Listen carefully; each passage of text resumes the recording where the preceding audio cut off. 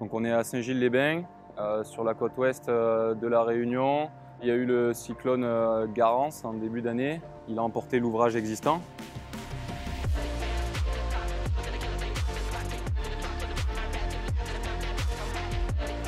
Donc il y a l'entreprise Générale qui s'est occupée de la déconstruction du pont, de ce qu'il en restait du moins. Ensuite il y a eu des travaux de soutènement en gabion. Et après ces travaux de soutènement en gabion, c'est là où Rox intervient pour faire les micropieux du futur ouvrage. C'est des micropieux de fondation qui servent à tenir les culées de l'ouvrage. La première phase, c'est le forage, donc c'est la destruction du terrain donc à la verticale. Une fois qu'on a fait ces forages-là, on vient insérer des tubes pétroliers qu'on appelle armatures.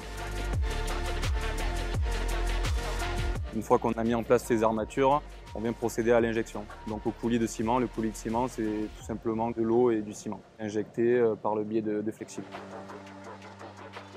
Nous, à La Réunion, on a un terrain qui ne se tient pas, donc on laisse le tubage sur place. Ça nous sert de chemise pour tenir le terrain. On est obligé de venir chemiser pour pouvoir équiper le tube pétrolier et par la suite faire la substitution. Une fois fini, la troisième phase, c'est détuber, enlever le tubage et faire les compléments d'injection si besoin. Voilà.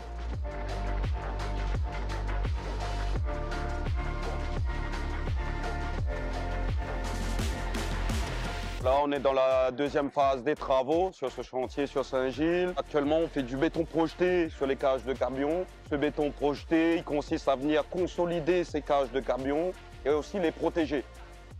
Un voile d'épaisseur de 15 cm. C'est mélangé en surface dans l'autobétonnière de chez nous. Donc la composition, tout est fait, enchargement ici, le ciment et tout. Tout est calculé pour une autobétonnière.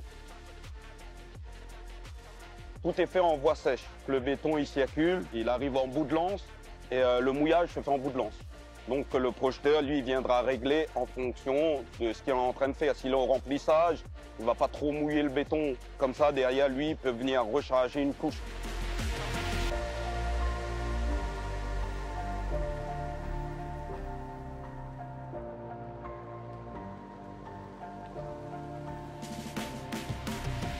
Une fois que ces travaux de fondation seront finis, l'entreprise Générale de génie civil reviendra pour faire les appuis des culées de l'ouvrage pour après y gruter le pont définitif. On était sur des délais assez restreints, c'est un axe qui est très fréquenté. Il y a eu pas mal de contraintes environnementales. On est aux abords d'un cours d'eau réglementé. On a mis en place pas mal de choses pour pallier ces risques, notamment avec des géotextiles filtrants, des tuyaux isolés gainés pour traverser le cours d'eau pour procéder à l'injection.